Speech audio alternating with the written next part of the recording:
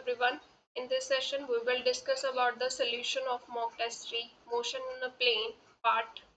ठीक है, तो जो हम यहाँ पे solution discuss करने वाले हैं, so let's start our first question here. Two bodies, these are thrown at an angle of 45 degree and 60 degree with the horizontal such that maximum height attained is same.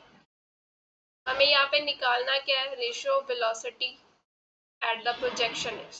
ठीक है, तो दो bodies हैं, जैसे मान लो ये फर्स्ट ऑब्जेक्ट है, ठीक है, और ये प्रोजेक्ट किया गया है। लेट से इसकी जो वेलोसिटी है, वेलोसिटी ऑफ प्रोजेक्शन u1 है, तो ये जब ऊपर जाएगी ऐसे प्रोजेक्टाइल मोशन कर रही है, तो इसका एंगल ऑफ प्रोजेक्शन जो है वो कितना है? 45 डिग्री हॉरिजॉन्टल के साथ। और जो दूसरी ऑब्जेक्ट है, लेट से ये दूसरी ऑब्जेक्ट है, इसकी स्पीड मान लेते हैं, वेलोसिटी स्पीड जो वेलोसिटी ऑफ प्रोजेक्शन है वो u2 ले लेते हैं। ठीक है, अब ये भी प्रोजेक्टाइल मोशन ऐसे फॉलो करेगी, मोशन फॉलो करेगी। इसका एंगल कितना है? यहाँ पे एंगल ऑफ प्रोजेक्शन 60 डिग्री। तो यहाँ पे बोला गया है कि जो मैक्सिमम हाइट है दोनों की सेम है। ये जो मैक्सिमम हाइट है दोनों की, दोनों सेम हाइट पे जा रही है। ठीक है,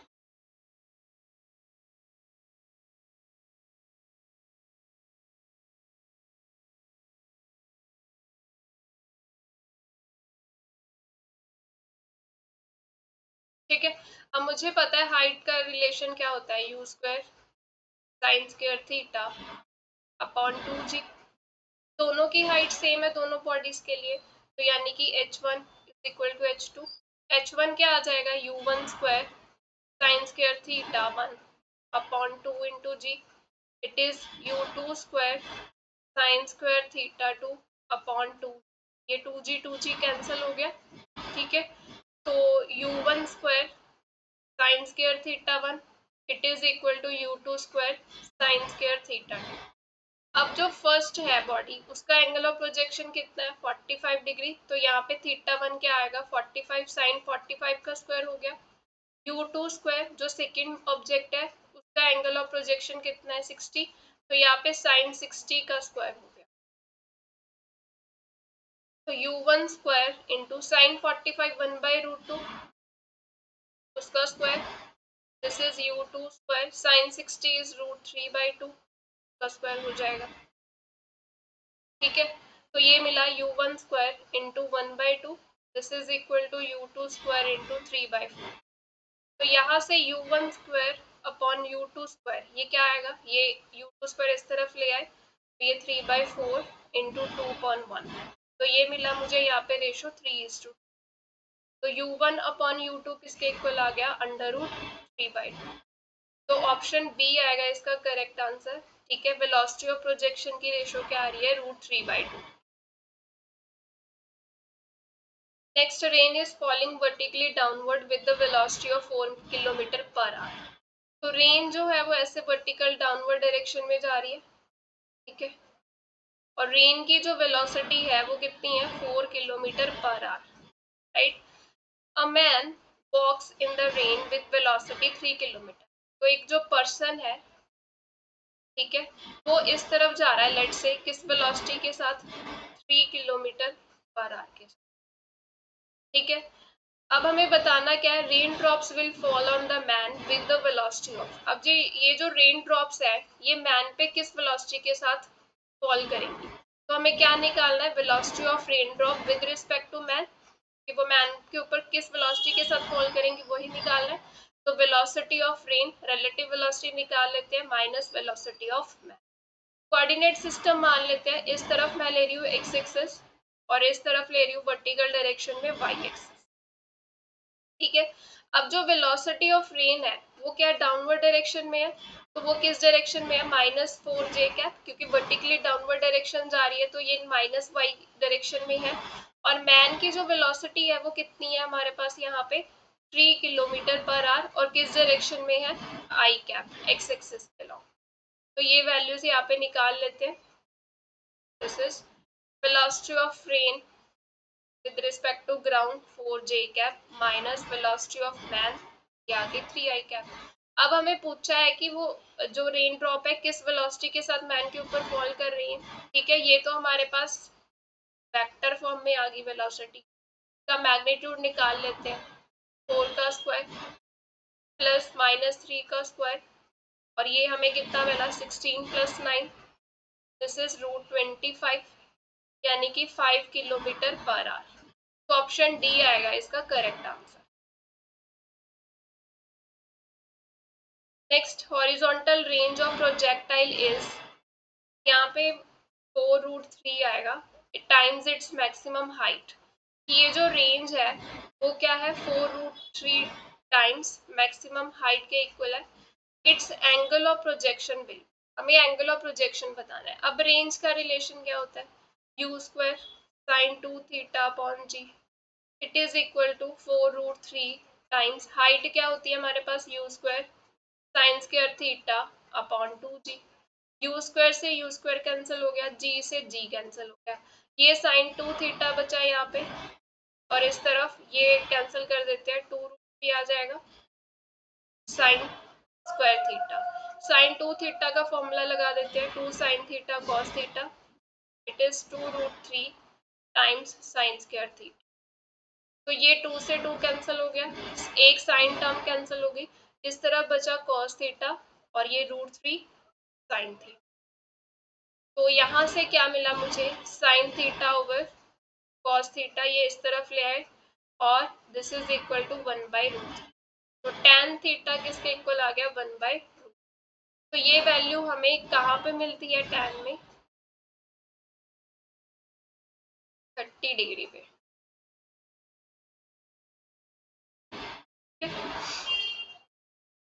तो ऑप्शन ए आएगा इसका करेक्ट आंसर।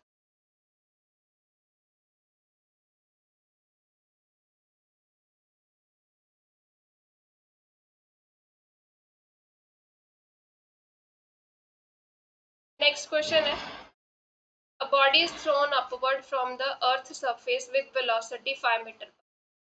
मान लेते हैं ये अर्थ का सरफेस है, तो यहाँ से जो वेलोसिटी है वो एक ऑब्जेक्ट है वो अपवर्ड डायरेक्शन में थ्रो की गई है और वेलोसिटी उसकी क्या गिवन है 5 metre per second and from a planet surface with velocity 3 metre per second. और दूसरी तरफ यहाँ पे क्या एक प्लैनेट का सरफेस है, प्लैनेट कोई भी हो सकता है, एक बॉडी वहां से हमने ऊपर की तरफ फेंकी है और उसकी यहाँ पे वेलोसिटी क्या है, मैं u इंटू पी लिख रही हूँ, ये कि प्लैनेट पे देख रहे हैं ना, ये यहाँ पे यू ई लिख देते हैं क्योंकि ये अर्थ के सरफेस से हमने फेंकी है ऊपर की तरफ। Both follows the same path follow कर रहे हैं वो। What is the projectile acceleration due to gravity on the earth. तो हमें निकालनी है कि एक्सेलरेशन ड्यू टू ग्रेविटी जो है यहाँ पे प्लैनेट पे कितनी हो। Let's say that value is GP, earth के सरफेस पे तो जीई से डिनोट कर। अब यहाँ पे क्वेश्चन में मेंशन है कि दोनों क्या कर रही है सेम पाथ फॉलो कर रहे हैं। सेम पाथ फॉलो कर रहे हैं मतलब दोनों सेम मैक्सिमम हाइट तक जाएंगे, ठीक है। Both will reach to same height. तो अगर मैं अर्थ के सरफेस के लिए देखूं H E that is equal to H at planet P, क्या होता है रिलेशन u² sin²θ/2 GE और ये आ जाएगा प्लैनेट के सरफेस पे ये वाला। अब क्योंकि हमने अपवर्ड ऊपर की तरफ फेंका है, यहाँ पे एंगल ऑफ प्रोजेक्शन क्या हो गया 90 डिग्री, तो साइन 90 क्या होता है 1 होता है, ये 2 से 2 कैंसिल हो जाएगा, ठीक है। तो क्या बचा यहाँ पे UE²/GE it is equal to UP²/G into P. तो अर्थ के सरफेस से कितनी वेलोसिटी से प्रोजेक्ट किया गया है 5 की और जीई की वैल्यू क्या होती है 9.8। This is equal to planet के सरफेस पे कितनी वेलोसिटी से प्रोजेक्ट किया है 3 का स्क्वायर और ये वैल्यू हमें निकालनी है। तो यहाँ से acceleration due to gravity on the planet ये किसके इक्वल आ गया 3 का स्क्वायर 9, दिस इज 9.8/20। तो ये अप्रॉक्सीमेटली अगर मैं बात करूँ ये 3.6 वैल्यू जो है वो हमें मिली सॉल्व करने के बाद। ऑप्शन बी आएगा इसका correct answer. Which of the following is not true about the projectile motion? Projectile motion के बारे में बताना है कि कौन सी स्टेटमेंट ट्रू है। It is an example of motion in a plane. तो ये तो करेक्ट स्टेटमेंट है, क्योंकि प्रोजेक्टाइल मोशन क्या होता है,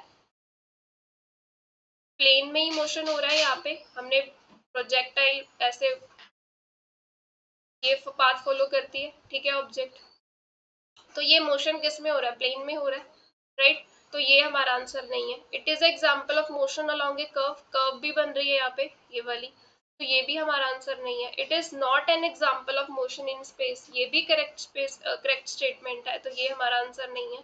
ऑप्शन डी आएगा इसका करेक्ट आंसर। एक्सलरेशन जो है it keeps changing in the projectile motion, तो ये गलत स्टेटमेंट है, क्योंकि देखो जब हमने इसको प्रोजेक्ट किया, ये ऊपर जाएगा, यहाँ पे पहुंचा ऑब्जेक्ट, तो इस यहाँ पे इसकी एक्सलरेशन क्या होगी, जो एक्सलरेशन ड्यू टू ग्रेविटी की वैल्यू है। इसी तरह से जब ये यहाँ पे पहुंची मैक्सिमम हाइट पे, तो यहाँ पे भी क्या है, एक्सलरेशन कितनी आएगी, एक्सलरेशन ड्यू टू ग्रेविटी की वजह से एक्सलरेशन मिल रही है इसको। फिर ये नीचे आ रही है ऐसे, जब नीचे फॉल कर रही है ऐसे, तो हर एक पॉइंट पे इसकी एक्सलरेशन क्या है, that is equal to acceleration due to gravity. उसकी वैल्यू क्या होती है, फिक्स होती है 9.8 मीटर पर सेकेंड स्क्वायर, वो तो चेंज नहीं होती। तो acceleration keeps on changing in projectile motion, ये हमारा आंसर है इस क्वेश्चन का, क्योंकि हमें यहाँ पे बताना था कौन सी स्टेटमेंट ट्रू है। Next, a car moves 25 units in the positive x direction and 75 units in the negative y direction starting from origin in the 25 seconds. तो एक कार जो है वो ओरिजिन से कितना दूर मूव किया उसने, एक्स एक्सिस के लॉन्ग वो 25 यूनिट्स मूव की, ठीक है। वाई नेगेटिव वाई डायरेक्शन के अलॉन्ग उसने 75 जो यूनिट है वो मूव, यानी कि ये डिस्प्लेसमेंट मैं बोल सकती हूँ। डिस्प्लेसमेंट क्या आ गई, 25 आई कैप माइनस 75 जे कैप, और ओरिजिन से मूव किया है कितने टाइम में, 25 सेकेंड्स में। वेलोसिटी वेक्टर बताना है, वेलोसिटी क्या होता है, डिस्प्लेसमेंट अपॉन टाइम। तो displacement is 25 I cap minus 75 J cap upon 25। तो यहाँ से वेलोसिटी कितना मिल गया, this is I cap minus 3 J cap, तो ये मेरे पास वेलोसिटी वेक्टर आ गया। ऑप्शन ए आएगा इसका करेक्ट आंसर। नेक्स्ट है हमारे पास a body of mass 55 kilogram, it is projected at an angle of 45 degree from the ground, ठीक है। तो एंगल ऑफ प्रोजेक्शन यहाँ पे 45 डिग्री गिवन है, ठीक है। एक बॉडी जिसका मास 55 किलोग्राम है उसको प्रोजेक्ट किया है इस एंगल से, और इनिशियल वेलोसिटी क्या है यहाँ पे उसकी 15 मीटर पर सेकेंड, और एक्सलरेशन ड्यू टू ग्रेविटी की वैल्यू कितनी है, that is 10 metre per second. हमें बताना क्या है, what is the maximum horizontal range covered, तो हॉरिजॉन्टल रेंज कितनी कवर होगी हमें वो बताना है। तो हॉरिजॉन्टल रेंज का रिलेशन क्या होता है, u square sine 2 theta upon g. U क्या है यहाँ पे, वेलोसिटी ऑफ प्रोजेक्शन कितनी है 15, इसका स्क्वायर हो गया sine 2, angle of projection is 45, और नीचे जी की वैल्यू कितनी गिवन है 10। तो ये कितना मिला, 15 का स्क्वायर 225, ये 45 इंटू 2 साइन 90 हो गया अपॉन 10, साइन 90 तो 1 होता है, तो रेंज यहाँ से कितनी आ गई 225 अपॉन 10, यानी कि 22.5 मीटर। तो ऑप्शन ए आएगा इसका करेक्ट आंसर। नेक्स्ट क्वेश्चन है हमारे पास, a ball of mass 100 gram projected at an angle of 30 degree. तो एंगल ऑफ प्रोजेक्शन जो दिया गया है बॉडी का वो 30 डिग्री है, ठीक है। इनिशियल वेलोसिटी यहाँ पे गिवन है, that is 11 metre per second. Acceleration due to gravity की वैल्यू है यहाँ पे 10 मीटर पर सेकेंड स्क्वायर। हमें बताना है मैक्सिमम हाइट कितनी अटेन हो, ठीक है। तो मैक्सिमम हाइट, हाइट का रिलेशन क्या होता है, ये होता है हमारे पास, तो ये u की वैल्यू 11 का स्क्वायर साइन स्क्वायर थीटा है 30 डिग्री, दिस इज 2g की वैल्यू 10। अब इसको कैलकुलेट कर लेते हैं, 11 का स्क्वायर कितना होता है 121, साइन 30 का स्क्वायर यानी कि 1/4, और ये हमारे पास 1/20 नीचे प्रेजेंट है, ठीक है। तो ये कितना मिलेगा 121/8 इंटू 10 कर दूं, नीचे 80 मिल रहा है। अब इसको डिवाइड कर लेते हैं,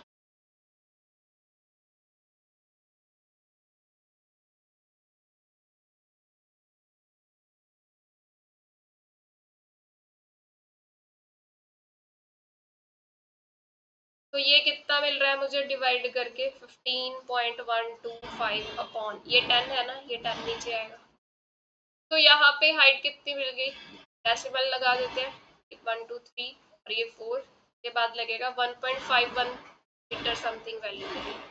तो ऑप्शन ए आएगा इसका correct answer. Next question, a body of mass 10 kilogram projected at angle of 30 degree from the ground, angle of projection यहाँ पे 30 डिग्री गिवन है, with the initial velocity of projection है हमारे पास 5 metre per second, acceleration due to gravity की value 10 metre per second square given है, हमें यहाँ पे टाइम ऑफ फ्लाइट बताना है।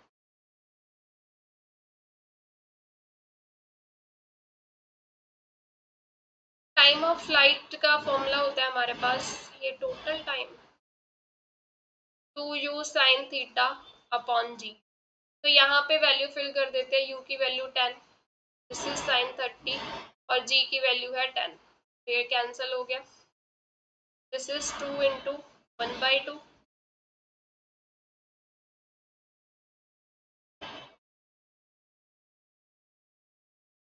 यहाँ पे u था ना, u की वैल्यू 5 है यहाँ पे,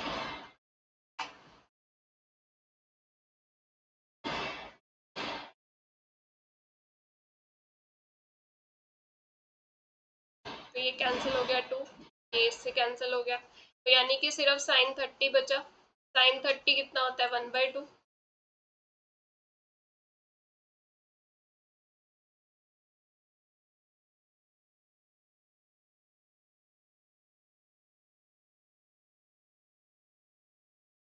ये अप्रोक्सीमेट 0.5 बन रहा है टाइम ऑफ।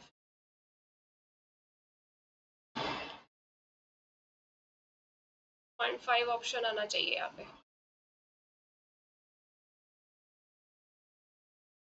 नेक्स्ट है body of mass 5 kilogram projected at an angle of 60 degree. तो एंगल ऑफ प्रोजेक्शन यहाँ पे 60 डिग्री गिवन है from the ground with the initial velocity है 25 metre per second, acceleration due to gravity की value given है 10 metre per second square.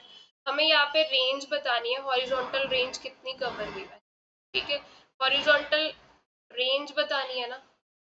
तो range का formula हमारे पास क्या होता है, this is u square sin 2 theta upon g, u square, u की वैल्यू कितना है 25, तो ये 25 का स्क्वायर, sin 2 थीटा कितना है 60 डिग्री, g की value 10, 25 into 25 625, this is sin 120 upon 10। sin 120 को कैसे सॉल्व कर सकते हैं, तो ऐसे लिख सकते हैं sin ऑफ 90 प्लस 30, तो क्वाड्रेटिक में जब वैल्यू चेक करेंगे तो ये क्या मिलेगा cos 30 अपॉन 10, और ये आ गया 625, cos 30 होता है √3/2 इंटू 10, इसको सॉल्व करेंगे अप्रॉक्सीमेटली 54.13 मीटर आएगा। ऑप्शन ए आएगा इसका correct answer. Next question, body is moving with constant acceleration, acceleration हमें गिवन है यहाँ पे 4i cap plus 3j cap starting from the origin, origin से मूव कर रही है ऑब्जेक्ट, उसकी एक्सलरेशन गिवन है, what will be the position of body after the 5 second. तो हमें बताना है कि 5 सेकेंड के बाद उसकी पोजीशन कहाँ पे होगी। अब क्योंकि वो रीजन से मूव करना स्टार्ट कर रही है तो इनिशियल वेलोसिटी उसकी क्या है 0, ठीक है, तो हम यहाँ पे ये रिलेशन यूज कर सकते हैं, S is U T plus half A T square, constant acceleration है ना, ये कॉन्स्टेंट एक्सलरेशन के लिए हम काइनेमेटिक इक्वेशन यूज करते हैं, तो एस हमें बताना है कि किस उसकी पोजीशन, मतलब यही बताना है कि वो किस डिस्टेंस पे होगी ओरिजिन से, है ना, वही फाइंड करना है। यू इज 0 प्लस हाफ, ए की वैल्यू कितनी है यहाँ पे 4i cap plus 3j cap T square यानी कि 5 का स्क्वायर, तो ये कितना मिला मुझे 1/2 इंटू 4i कैप टी जे कैप और ये 25, अब मल्टीप्लाई कर देते हैं, this is 100i cap plus 75j cap, divide किया तो ये मिला 50i कैप, 75/2 कितना आएगा 2 3 6 15 7 14.5 j कैप, तो ये पोजीशन आ गई, तो ऑप्शन ए मिल रहा है इसका करेक्ट आंसर।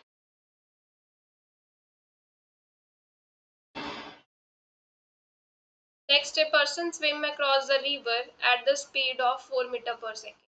ठीक है, लेट्स से ये हमारा रिवर है। ठीक है, तो यहाँ पे पर्सन जो है वो इस तरफ मूव कर रहा है, उसकी जो स्पीड दी गई है, ठीक है, मैन की, पर्सन की, वो कितनी है मैन की, that is 4 metre per second with respect to river है ना ये। ठीक है, speed of river is, river मान लो इस तरफ जा रहा है, रिवर की स्पीड दी गई है 3 मीटर पर सेकेंड, हमें एक्चुअल वेलोसिटी जो है वो पर्सन की बतानी।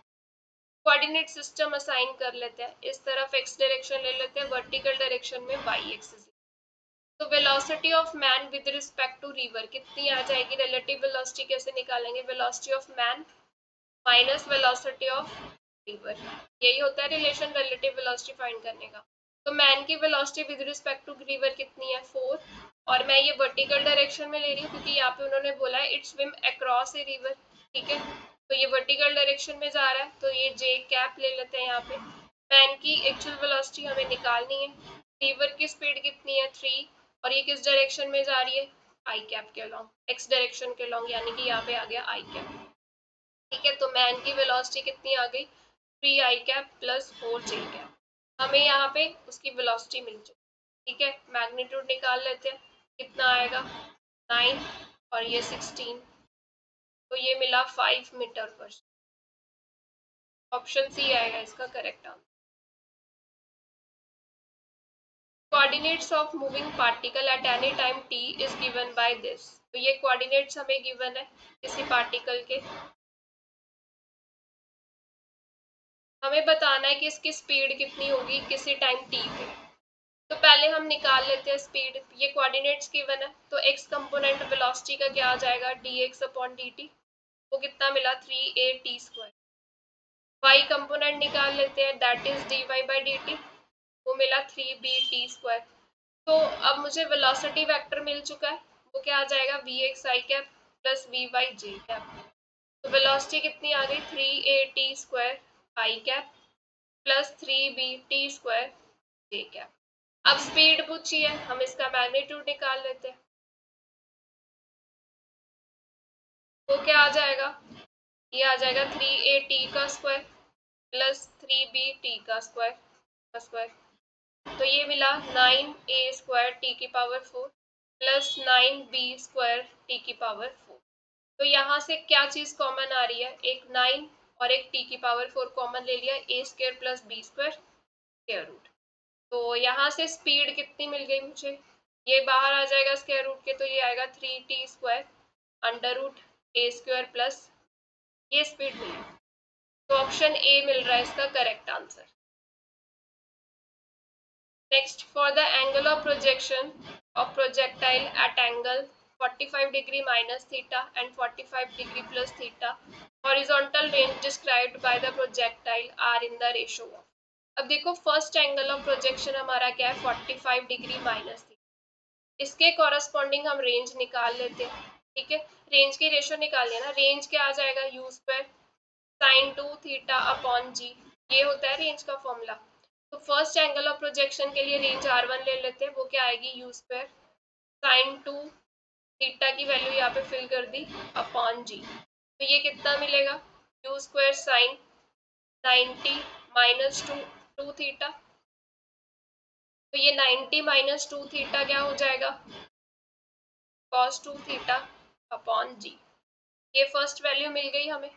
दूसरा एंगल ऑफ प्रोजेक्शन हमारे पास क्या है 45 डिग्री प्लस थीटा, तो इस पे रेंज R2 की वैल्यू चेक कर लेते हैं कितनी आ रही है, u² sin 2 थीटा की वैल्यू यहाँ पे फिल कर दी हमने अपॉन जी, और ये रेंज हमारे पास कितना आ गया u² sin 90 plus theta upon G, तो sin 90 प्लस थीटा क्या होता है cos थीटा ही होता है, तो ये आ गया u² cos थीटा अपॉन जी। अब दोनों की रेशो पूछी है, डिवाइड कर देते हैं, r1 अपॉन r2 क्या आ जाएगा u² cos 2 थीटा अपॉन जी, ये आ गया u² cos 2 theta upon G. तो ये रेशो कितनी मिल रही है 1:1, ये सारी टर्म्स कैंसिल हो गई, तो ऑप्शन बी आएगा इसका correct answer. Next, the area of acceleration displacement curve of a body gives. तो हमें बताना है कि एक्सलरेशन डिस्प्लेसमेंट कर्व का जो एरिया है वो क्या रिप्रेजेंट कर। मान लो ये कर्व कुछ ऐसी है, कोई कर्व अपनी तरफ से ले ली मैंने ऐसे, इस तरफ क्या है डिस्प्लेसमेंट, इस तरफ है एक्सलरेशन। तो छोटा सा यहाँ पे एरिया अगर निकालना हो तो ये पूरा एरिया कवर हो रहा है लेट्स से, तो ये क्या रिप्रेजेंट कर रहा है, छोटा पार्ट लिया है मैंने, ठीक है। तो एरिया अंडर कर्व निकालने के लिए छोटी सी स्ट्रिप निकाल ली मैंने। तो ये क्या आ गया, छोटी सी डिस्प्लेसमेंट है, इसको मैं ले लेती हूँ ds डिस्प्लेसमेंट हुई यहाँ पे। और ये क्या रिप्रेजेंट कर रहा है वर्टिकल डायरेक्शन में, दिस इज एक्सलरेशन। एक्सलरेशन को क्या लिख सकते हैं हम, dv/dt। अब हमें देखना पड़ेगा कि ये टर्म क्या रिप्रेजेंट कर रही है, ठीक है। अब मेरे पास क्या होता है, वर्क एनर्जी थ्योरम होती है।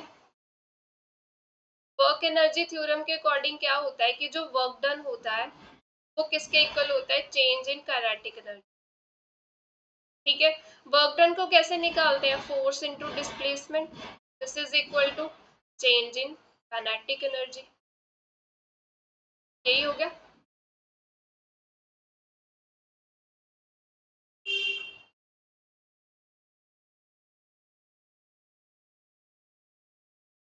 फोर्स को क्या लिख सकते हैं, मास इनटू एक्सलरेशन, और ये displacement ds, this is change in kinetic energy.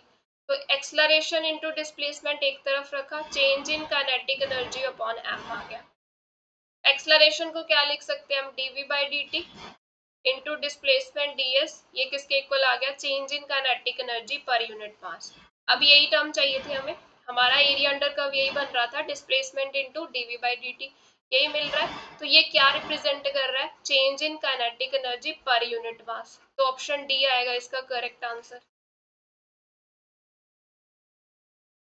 Next, maximum height reach by projectile is 4 metre. तो जो हाइट है प्रोजेक्टाइल की वो 4 मीटर गिवन है, ठीक है। हॉरिजॉन्टल रेंज जो गिवन है दैट इज द 12 मीटर। तो वेलोसिटी ऑफ प्रोजेक्शन पूछा है कितना होगा। अब हाइट का रिलेशन क्या होता है, u square sine square theta upon 2g। Let's say कि थीटा एंगल ऑफ प्रोजेक्शन है हमारे, ठीक है। रेंज क्या होता है, u square sine 2 theta upon g। अब क्या करते हैं, इनमें वैल्यूज फिल कर देते हैं। h कितना है यहाँ पे 4, this u square upon 2g sine square theta, और रेंज कितनी है 12, which is u square upon g sine 2 theta. ये फर्स्ट इक्वेशन, ये सेकेंड इक्वेशन, दोनों को डिवाइड कर देते हैं, डिवाइड 1 एंड 2। तो क्या मिला, 4/12, ये आ गया you square upon 2g sine square theta, और ये आ गया यू स्क्वायर साइन 2 थीटा जी ऊपर, स्क्वायर से यू स्क्वायर कैंसिल, जी से जी कैंसिल हो गया। ये यहाँ पे मिला 1/3, 1/3 किसके इक्वल आ गया, sine square theta upon, this is 2 sine 2 theta. यहाँ पे साइन 2 थीटा का फॉर्मूला लगा देते हैं, this is sine square theta upon 2 sine theta cos theta. तो ये एक साइन थीटा टर्म कैंसिल हो गई, तो 1/3 किसके इक्वल आ गया, sine theta upon 4 cos theta. यहाँ से टैन थीटा कितना मिला मुझे, 4/3। अगर मैं इसके लिए ट्रायंगल ड्रॉ करूँ, ऐसे ये एंगल थीटा है, तो टैन क्या होता है, परपेंडिकुलर ओवर बेस, यानी कि परपेंडिकुलर की वैल्यू 4 है, बेस की वैल्यू 3। पाइथागोरस थ्योरम लगा के मैं यहाँ पे हाइपोटेनियस निकाल सकती हूँ, तो वो कितना आ जाएगा 5, ठीक है। अब इस ट्रायंगल से साइन थीटा निकाल लेते हैं। साइन थीटा क्या होता है, बेस ओवर हाइपोटेनियस, यानी कि 3/5। साइन थीटा की वैल्यू आ गई मेरे पास। अब ये साइन थीटा की वैल्यू मैं यहाँ पे फिल कर देती हूँ, ठीक है, फर्स्ट इक्वेशन में। मैं यहाँ पे इरेज करके,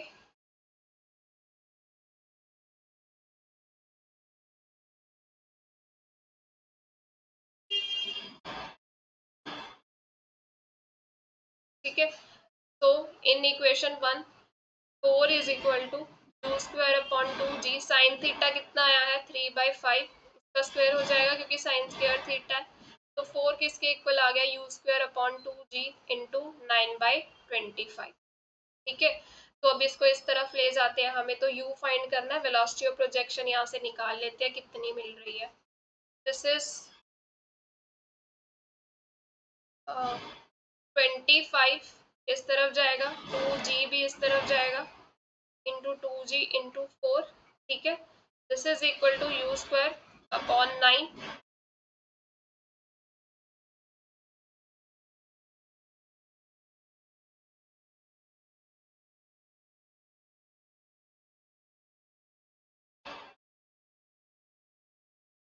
गड़बड़ हुई क्या? 4/12 था, 1/3, यहाँ पे 4 मिलेगा तो 4/3 हो गया।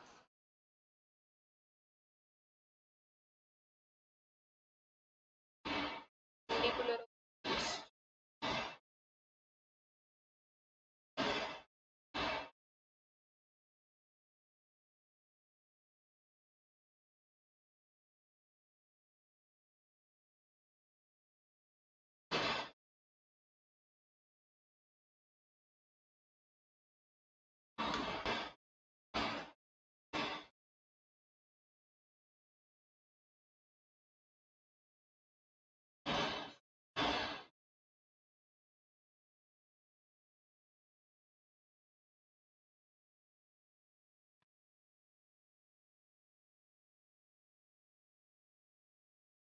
यहाँ पे वैल्यू गलत ले ली। Sine theta perpendicular over hypotenuse 4/5 आएगा। ये 4/5 का स्क्वायर, यहाँ पे 16, ये नीचे आएगा 16, ये मिला 4 और ये मिला यहाँ पे 2।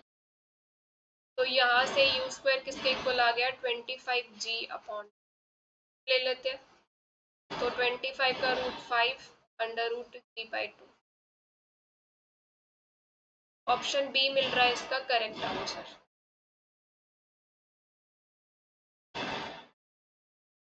नेक्स्ट है, two particles of mass m1 m2 are dropped from a height h1 h2, they reach the earth in time t1 t2 respectively, then.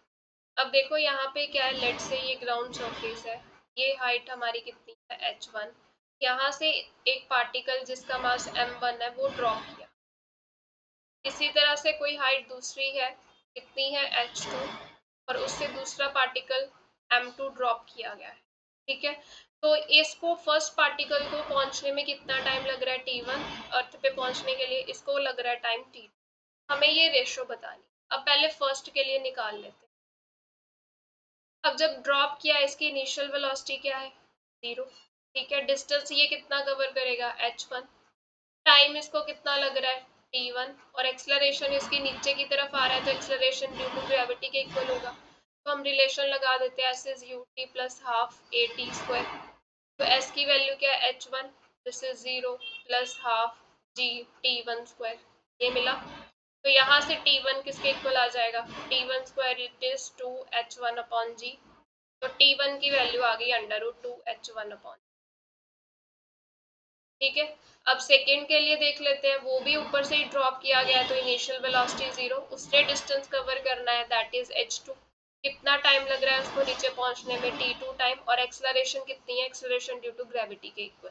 तो सेम यही इक्वेशन लगा के हम टाइम पीरियड की वैल्यू को निकाल लेते हैं। This is h2, this is 0 half g t2, तो यहाँ से t2 स्क्वायर किसके इक्वल आ जाएगा? 2 टाइम्स h2 अपॉन जी। t2 की वैल्यू कितनी मिली मुझे? 2h2 अपॉन जी। अब t1 अपॉन t2 निकालना है, और डिवाइड कर देते हैं दोनों को, क्या आ जाएगा? t1 की वैल्यू 2h1 अपॉन जी, t2 की वैल्यू 2h2 अपॉन, ये g से g कैंसिल, 2 से 2 कैंसिल, तो ये रेशो कितना मिल रहा है? h1 upon h2। Option A मिल रहा है इसका correct answer. Next, the maximum height attend bye projectile is increased by 5%, ठीक है। तो लेट कर लेते हैं, पहले जो इनिशियली हाइट थी मैक्सिमम वो कितनी थी? h थी, फिर वो मैक्सिमम हाइट इंक्रीज होके कितना हो गया? 5%, तो h डैश क्या हो जाएगा? h plus 5/100 of h। 5% increase हुआ है, पहले 5% निकालेंगे, उसको ओरिजिनल जो पहली वैल्यू थी उसमें ऐड किया, तो यहाँ से हमारे पास न्यू हाइट कितनी मिल गई?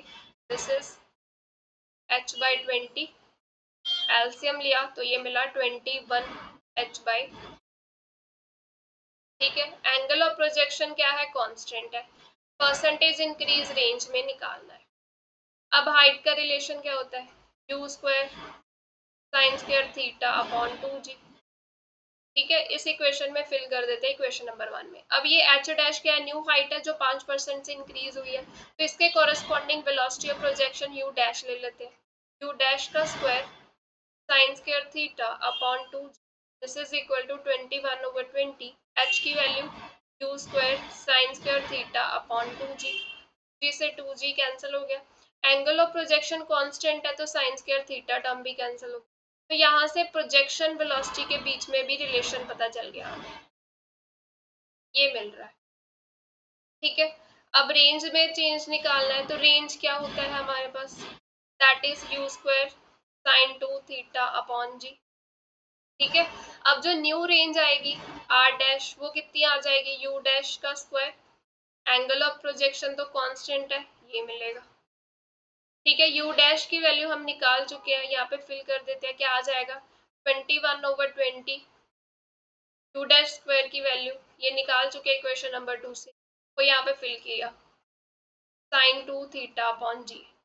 ठीक है, अब देखो ये जो टर्म बन रही है, ये ओरिजिनल वैल्यू मिल रही है मुझे रेंज की, this is u square sine 2 theta upon G.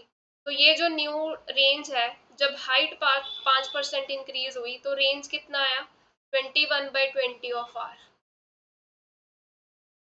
ठीक है, अब क्या निकालना है, परसेंटेज इंक्रीज निकालना है, निकाल लेते हैं। परसेंटेज इंक्रीज कैसे निकालेंगे, ऊपर लिखते हैं change divide by regional value into 100। R dash की value 21/20 into R minus R divided by R into 100। तो यहाँ से कैलकुलेट करके हमारे पास कितना आ जाएगा, ऊपर एलसीएम लिया तो ये बना r/20, नीचे आर है और इंटू 100, तो ये कैंसिल और ये आ गया 5। तो कितना आ रहा है, 5% जो चेंज है वो मिल रहा है, option A. Next question, two particles A and B, these are projected with the same speed so that ratio of their maximum height reached is 3:1। दो पार्टिकल्स है, A पार्टिकल है, B पार्टिकल, दोनों की speed जो है वो same है, u ले लेते हैं। ठीक है, इनकी रेशो जो है मैक्सिमम हाइट की, इसकी हाइट h है, इसकी हाइट hb ले लेते हैं। तो ये जो हाइट है, ये रेशो कितना गिवन है, 3:1। If the speed of A is double, हमने क्या किया, स्पीड ऑफ ए को कितना कर दिया, डबल कर दिया, टाइम्स यू कर दिया, विदाउट अल्टरिंग अदर पैरामीटर, यानी कि बी की स्पीड तो सेम ही रही, बाकी सब पैरामीटर सेम रखे, रेंज की जो रेशो है वो बतानी है। ठीक है, तो पहले देखो हाइट का रिलेशन क्या होता है हमारे पास यहाँ पे, this is u square sine square theta A upon u B square sine square theta B. ठीक है, अपॉन 2g होगा ना, दिस रेशो इज 3:1, क्योंकि दोनों की सेम स्पीड है तो u A u B equal है, यू है दोनों कैंसिल हो गए, 2g वैल्यू भी कैंसिल होगी। यहाँ से मिला sine square theta A upon sine square theta B is equal to 3:1।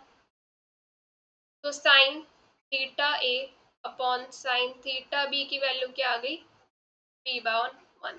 तो ये जो इस तरफ है, मैं इस टर्म को क्या करती हूँ, 2 के साथ मल्टीप्लाई, 2 के साथ डिवाइड कर दिया, तो sine theta A upon sine theta B, ये कितना मिला, √3/2, और एक टर्म को कंबाइन कर दिया 1/2 के साथ।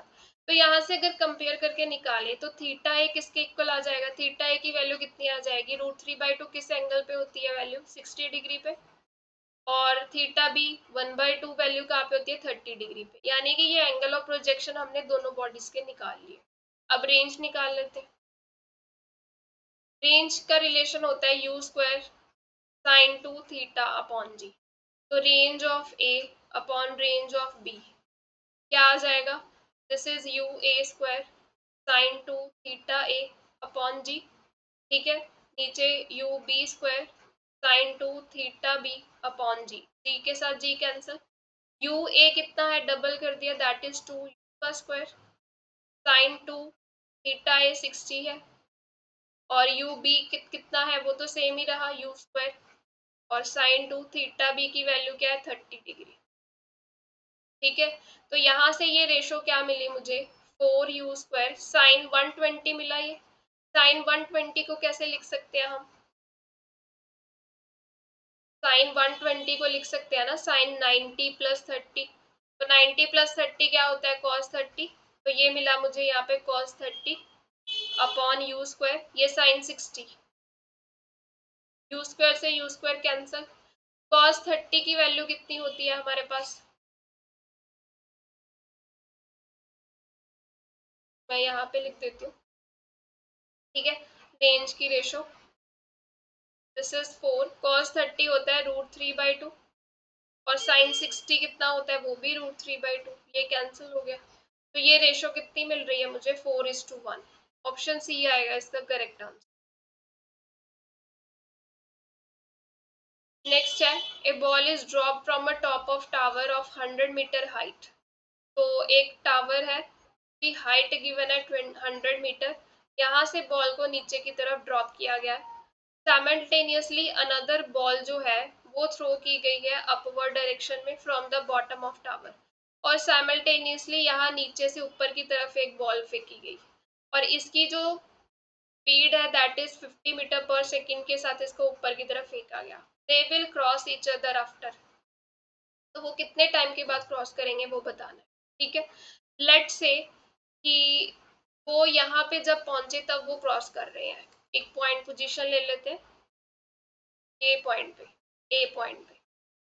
तो लेट से ये ऊपर वाली बॉल जो है वो h1 डिस्टेंस कवर करके नीचे आ रही है और ये वाली बॉल जब ऊपर जाएगी h2 डिस्टेंस कवर करके ऊपर जा रही है। तो इस ए पॉइंट पे वो क्या करे, एक दूसरे को क्रॉस करके निकलेंगे। ठीक है, तो अगर मैं फर्स्ट बॉल के लिए बात करूँ, ये फर्स्ट बॉल रेडी हूँ जो ऊपर से ड्रॉप किया गया है फर्स्ट बॉल के लिए। ठीक है, उसने डिस्टेंस कितना कवर किया h1। ठीक है, और टाइम t ले लेते हैं।